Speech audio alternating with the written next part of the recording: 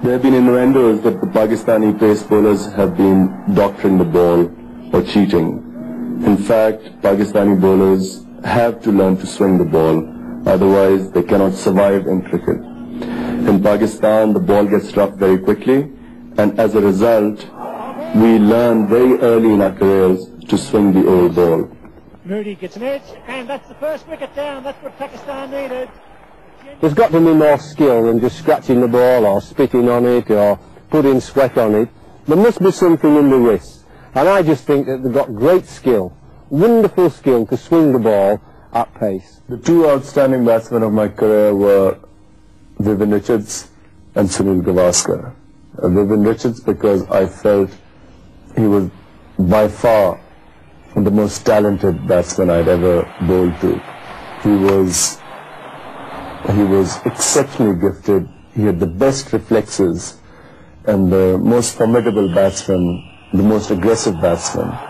We had a series where at one stage we kept staring at each other, and maybe I knew at the time, that he was an individual, who had a lot of confidence in himself, and I was also possessing the same sort of thing, and I thought at that stage I would give it a draw, and that's one of the best incidents that I can remember, that we just kept staring at each other, like basically two fighters, who would be placed in a particular ring, and the only thing, that was missing at that particular time was the punches. And Sunil Gavaskar, his greatness was the best defense. Excellent management of his innings. You could see he is, and certainly as a batsman, was an exceptionally intelligent man who organized his innings all the time, who read the wickets, the conditions, the bowlers, and really in their own ways both were brilliant. I realized it was my job to see him off because he was the most dangerous bowler from, as far as we were concerned, from the opposition. And it was therefore my job to wear him out. I wasn't an attacking batsman. I was mainly a person who could wear in test matches a bowler down. So it was my job. And I knew that it was his job to try and get me out because I believed that the Pakistan team perceived me as a stumbling block to their aspirations of running through the side. One's got to look, at Imran's record. And obviously the wickets, that he's played on throughout his career in Pakistan. And any man who got to work so hard, most certainly, in my mind, would be top of the tree.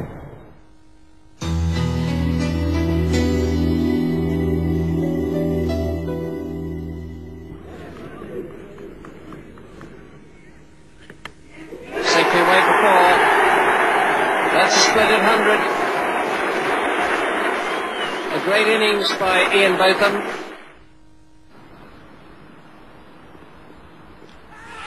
OBW, and will that be a wicket for Richard Hadlee with his last ball in Test cricket?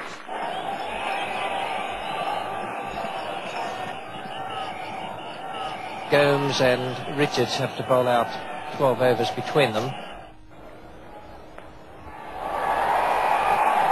Having said that, he's just given away 4 runs. 3 now, England. And he's bowling. Both of them gone. Beaten there with a fine delivery. A little bit of extra pace too. Seems to have been beaten by the pace. The world has been lucky in recent years to have some very special characters around. I suppose if it came down to picking one, and they were both they were all at their best. I mean, if you had Dev at his best, and you had Richard Hadlee at his best, you had Imran at his best, and you had Botham at his best, it would get down, for me, to be a question of whether we had Botham or Imran. So that's how highly I regard him. At his best, he might just nudge the rest out.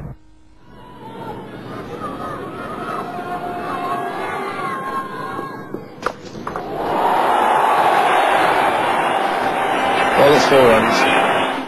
Michael Holding. और इमरान ने इस दफा फिर बहुत खूबसूरत shot लगाया है और ये 6. John Embry now taking over at the pavilion end. Well, that's a big one, is that? And that's not what he's been doing earlier. That's a massive 6 for Imran Khan.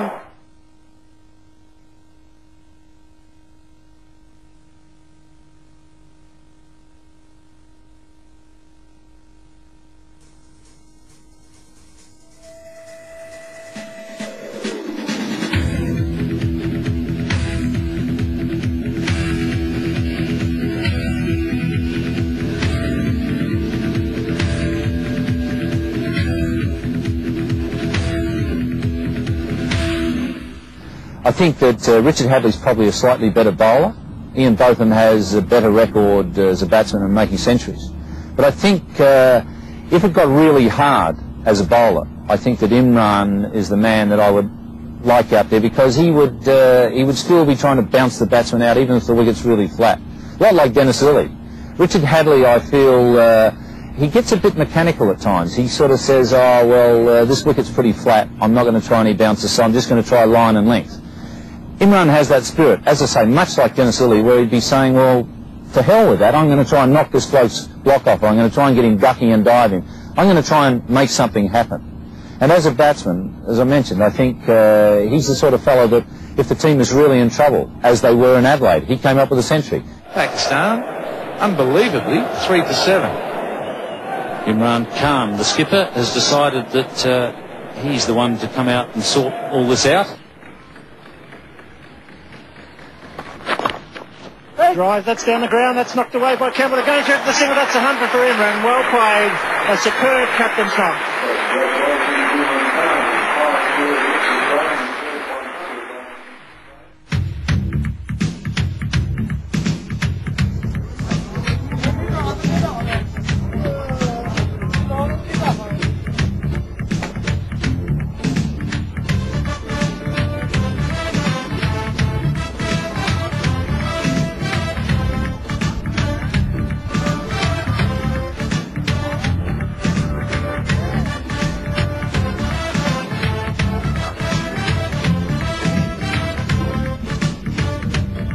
My winter, 2 months, all the Sundays, because Sunday was a holiday, was spent chasing kites. And really, I can't tell you how obsessed I was, and my nephews now are obsessed with the same sport. And even now I enjoy whenever, the Basant festival comes. I love going over there in the old city and the flying kites.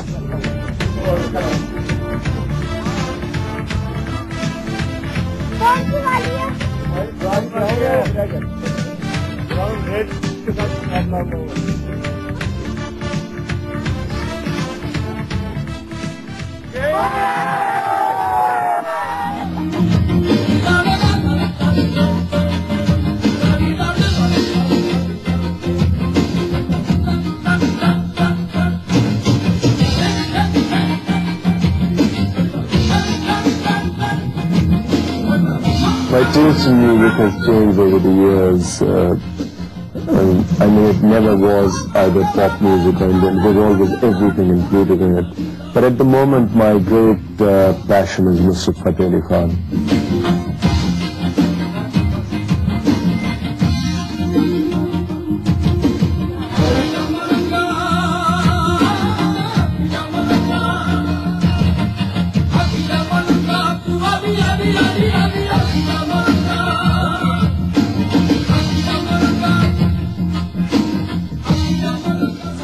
The 3 books I've written so far, 2 on cricket, which I found very easy to write because cricket is my subject. I write articles in newspapers. I don't find it at all hard writing on cricket. But the 3rd book was on a trip I did, which is basically a book on Pakistan.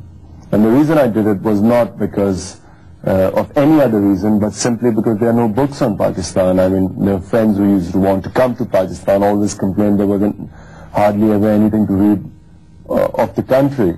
But currently, I'm doing a book on the tribal area in Pakistan, and the reason for the book was because I just happened to go there to Waziristan, where originally my mother's family comes from. And I just went there to have a look, and I was so fascinated by what I saw that I decided that I must write on it. And I've been working on that book